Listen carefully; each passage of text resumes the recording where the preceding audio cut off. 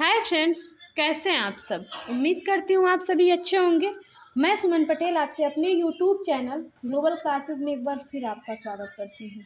अगर आप चैनल पर पहली बार हैं तो प्लीज़ चैनल को सब्सक्राइब कर लीजिए और बेल आइकन को प्रेस कर लीजिए ताकि जो भी वीडियो मैं अपलोड करूँ सबसे पहले नोटिफिकेशन आपके पास जाए। तो चलिए शुरू करते हैं क्लास। आज हम पढ़ेंगे प्रश्नावली 7B का पार्ट 6। कल हमने पार्ट 5 कंप्लीट किया था जिसमें हमने 16 नंबर तक क्वेश्चन कंप्लीट किए हैं। आज देखेंगे पार्ट 6 यानी कि 17वां नंबर का क्वेश्चन।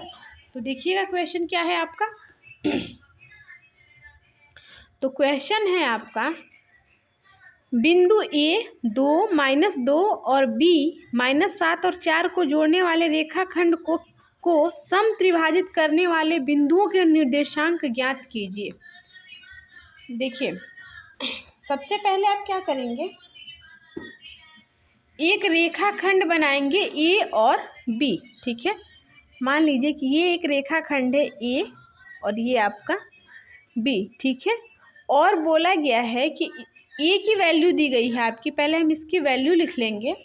दिया गया है आपका ए 2 और -2, 2 और -2। ठीक है, और बी बिंदु आपका दिया गया है -7 और 4। ठीक है, और हमसे बोला गया है, क्वेश्चन में ये कहा गया है कि जो बिंदु है, जो रेखाखंड है, उसको सम त्रिभाजित करने वाले बिंदुओं के निर्देशांक ज्ञात कीजिए। मतलब 3 भागों में इसको बांटा जा रहा है। मान लीजिए कि एक यहाँ पे और दूसरा यहाँ पे। ये आप P मान लीजिए और इसको आप Q मान लीजिए। ठीक है, अब हमको करना क्या है, P और Q का निर्देशांक हमको ज्ञात करना है। ठीक है बच्चों, तो देखिए सबसे पहले आप करेंगे कि आपको P और Q का अगर निर्देशांक ज्ञात करना हो, पहले क्वेश्चन में जो दिया गया है इस चीज़ को हम लिख लेंगे। 17 नंबर आपका क्वेश्चन है। ठीक है, ए दिया गया है आपका 2 -2। ठीक है, और बी दिया गया है आपका -7 और 4। ठीक है, ये आपका क्वेश्चन है। तो देखिए, सबसे पहले आपको एक चीज़ ध्यान देनी होगी यहाँ पे कि हमको P और Q निकालना है। ठीक है, तो P Q निकालने के लिए आप क्या करेंगे, P का निर्देशांक सबसे पहले हमको ये अनुपात बताना होगा ना कि इसका अनुपात बन क्या रहा है। आपको याद होगा हमने पहला क्वेश्चन जैसे बताया था उसी वे में ये क्वेश्चन बनेगा। ठीक है, देखिए आप लिख सकते हैं कि P के निर्देशांक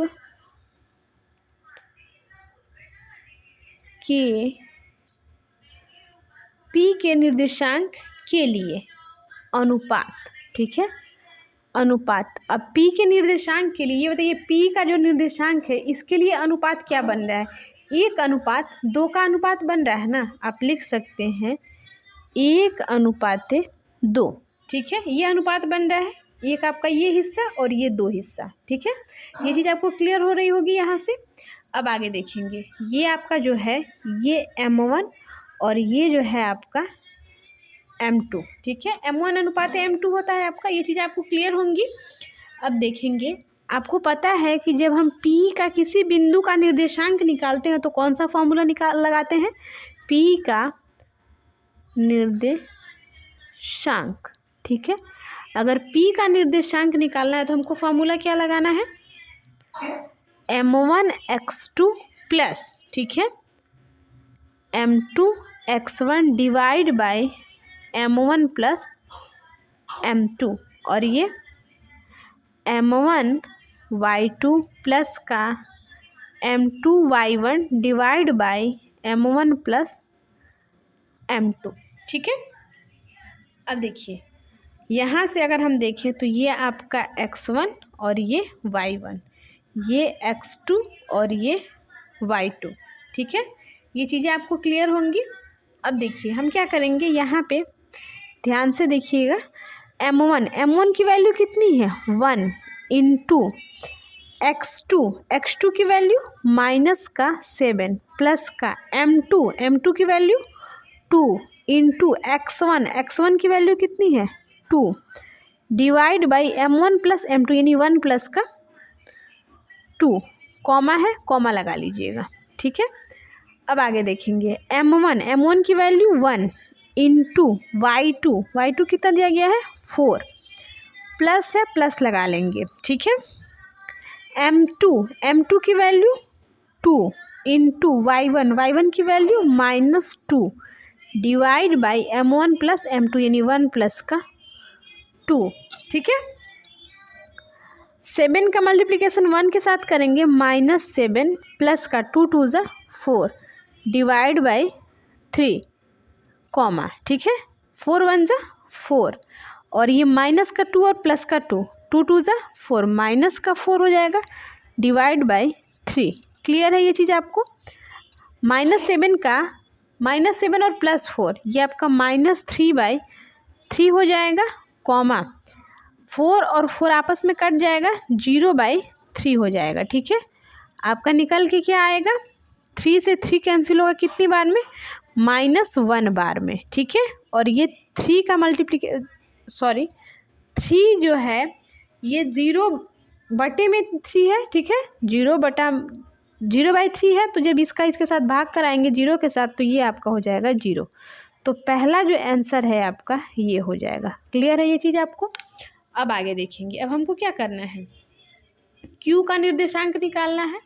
तो यहाँ पे ये चीज़ आप ध्यान से थोड़ा सा देखिएगा, ठीक है, क्योंकि चीज़ें अगर आप थोड़ा सा भी इधर उधर करेंगे तो चीज़ें आपको बिल्कुल समझ नहीं आएंगी। अब हमको क्या करना है Q के निर्देशांक के लिए, ठीक है, Q के निर्देशांक के लिए। अब देखिएगा यहाँ पे ध्यान से देखिएगा, फिगर एक बार देख लेंगे आप।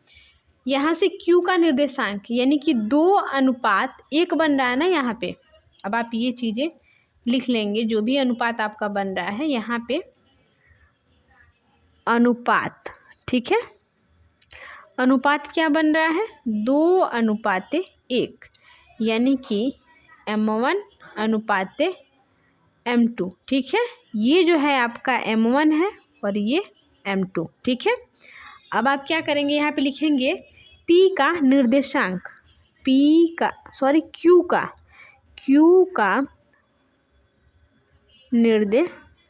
क्योंकि हमने P का तो निर्देशांक निकाल लिया है ना। अब हमको क्या करना है Q का निर्देशांक निकालना है, ठीक है बच्चों। अब ये चीज़ आपको फॉर्मूला दोबारा तो लिख के बताना नहीं पड़ेगा, क्योंकि एक बार हमने फॉर्मूला लिख दिया है। इसी फॉर्मूले पे हमको क्वेश्चन को सेव करना है, ठीक है। बस हमारा जो m1 और m2 है ये चेंज हो जाएगा।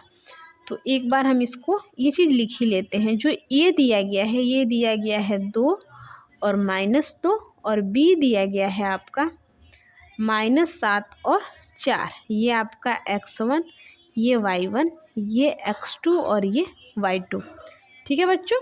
अब चलिए हम फॉर्मूले पे इस चीज़ को रख लेते हैं। अब देखेंगे क्वेश्चन को थोड़ा सा ध्यान से समझिएगा, ठीक है। देखिए क्वेश्चन आपका होता है, हम जब इसका निर्देशांक निकालेंगे तो m1 की वैल्यू 2 है, 2 इंटू x2 की वैल्यू -7 प्लस है प्लस लगा लेंगे, ठीक है। फिर आपका प्लस m2 की वैल्यू 1 इंटू x1 कितना दिया गया है 2 divide by m1 plus m2 यानी कि 2 प्लस का 1। ये चीज़ आपको क्लियर होगी, बीच में कॉमा है, ठीक है। फिर m1 इंटू y2, m1 की वैल्यू 2 यहाँ पे देख रहे हैं आप, और y2 कितना दिया गया है 4 प्लस का m2 इंटू y2, m2 की वैल्यू कितनी है 1 इंटू y1 की value -2 divide by m1 plus m2 यानी कि 2 प्लस का 1। क्लियर है ये चीज़ आपको यहाँ तक। आगे देखेंगे क्वेश्चन को, वीडियो के साथ अंत तक बने रहिएगा ताकि चीज़ें आपको क्लियरली समझ में आए, ठीक है बच्चों। तो देखिएगा यहाँ पे हम क्या करेंगे, -7 का 2 के साथ गुना कराएंगे तो -14 प्लस का 2 1 कम 2 बटा में आपका हो जाएगा 2 और 1 3 कॉमा लगा लेंगे, 4 दूना में 8 प्लस का -2 का गुना करेंगे तो माइनस का 2 1 कम 2 हो जाएगा बटा में 2 और 1 3 ठीक है, ये चीज़ें आपको क्लियर होंगी। अब ये -14 और 2 आपका कितना हो जाएगा, यहाँ पे 14 में से 2 को घटाएंगे माइनस का 12/3, ठीक है। और ये माइनस और प्लस मिलके आपका हो जाएगा 8 माइनस का 2/3, ठीक है। अब 3 से इसको काट देंगे कितनी बार में, -4 बार में। और ये आपका हो जाएगा 8 में से 2 को घटाएंगे 6/3, 3 दूना में 6, तो -4 और 2 आपका जो है ये निर्देशांक निकल जाएगा किसका, Q का, ठीक है बच्चों। अब आप आगे लिख सकते हैं कि अतः सम त्रिभाजित बिंदु P तथा Q का निर्देशांक क्या क्या है, P तथा Q का निर्देशांक, P का निर्देशांक है आपका -1 और 0, और Q का निर्देशांक है आपका -4 और 2। यही आपका परम सत्य आंसर है, ठीक है बच्चों। तो चलिए नेक्स्ट क्वेश्चन देखते हैं। नेक्स्ट क्वेश्चन क्या है आपका, 18 नंबर का क्वेश्चन देखेंगे। 18 नंबर क्वेश्चन क्या कह रहा है आपका,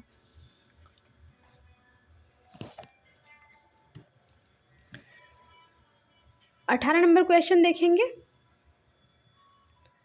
18 नंबर आपका क्वेश्चन है कि बिंदु A 2, और B 3, 7 को जोड़ने वाले रेखाखंड को 2x + y - 4 = 0 जिस अनुपात में विभाजित करती है उसे ज्ञात कीजिए। देखिएगा क्वेश्चन बहुत ही इंटरेस्टिंग है, ध्यान से देखिएगा क्वेश्चन को। थोड़ा सा इसको जूम आउट कर लेते हैं। दिया गया है कि बिंदु A 2, और B 3, 7 को जोड़ने वाले रेखाखंड को 2x + y - 4 = 0 जिस अनुपात में विभाजित करती है उसे ज्ञात कीजिए। चलिए ज्ञात कर लेते हैं। क्वेश्चन जब आपको बताएंगे तब आपको चीज़ें समझ में आएंगी, ऐसे नहीं समझ में आएंगी। देखिए 18 नंबर का क्वेश्चन है आपका, ठीक है बच्चों। देखिएगा क्वेश्चन को ध्यान से। मान लीजिए कि आपको करना क्या है, x और y की वैल्यू निकालनी है, क्योंकि वहाँ पे जो दिया गया है ये दिया गया है आपका 2x + y - 4 = 0। मान लीजिए कि ये जो आपका एक रेखाखंड है, ठीक है, यहाँ पे दिया गया है आपका a = 2 और -2, ठीक है, और b बराबर आपका दिया गया है कि 3 और 7, ठीक है। अब देखिए ये जो आपका ए बिंदु है और ये आपका बी बिंदु है, ये दिया गया है 2 और -2, और ये दिया गया है 3 और 7। बचा आपका ये, मतलब ये आपका होता है x1 और ये y1, ये x2 और ये y2। ये आपको x और y जो है ये ज्ञात करना है, ठीक है बच्चों।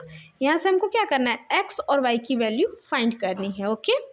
तो देखिए बस हमको इतना ही नहीं निकालना है, हमको ये भी बताना है M1 और M2 भी हमको निकालना है, ठीक है बच्चों। तो यहाँ पे अब आप करेंगे क्या, यहाँ पे आप डायरेक्टली फॉर्मूला लगाएंगे, x = आपका होता है M1 × x2 प्लस का M2 × x1 / M1 + M2।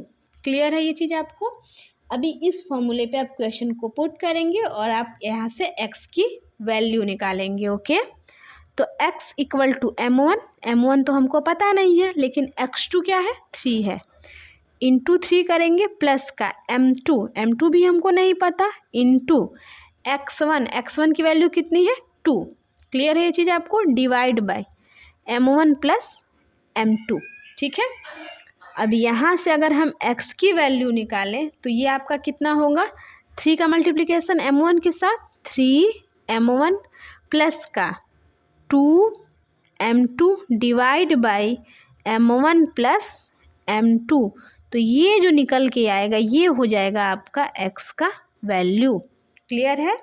अब हम क्या करेंगे, y निकालेंगे। y बराबर आपका क्या होगा, m1 y2 प्लस का m2 y1 divide by m1 plus m2।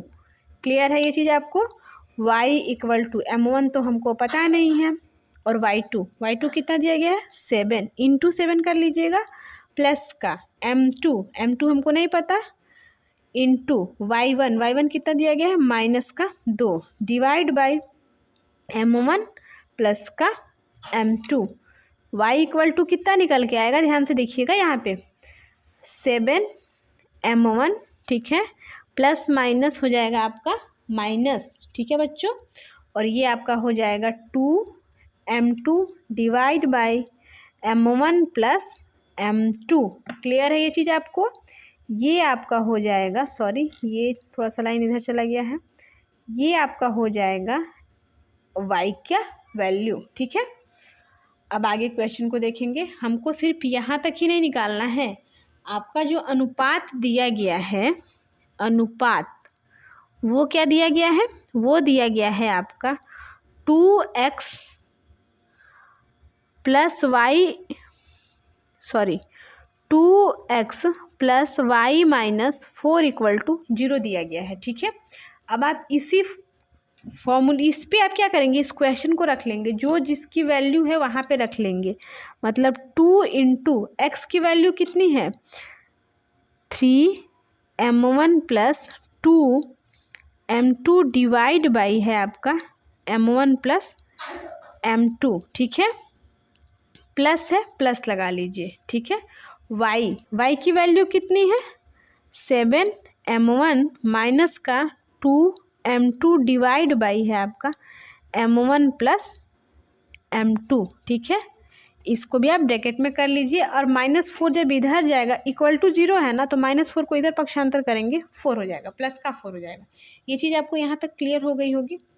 अब आगे देखेंगे, वीडियो के साथ अंत तक बने रहिएगा ताकि चीज़ें आपको बिल्कुल क्लियर समझ में आए, ठीक है बच्चों।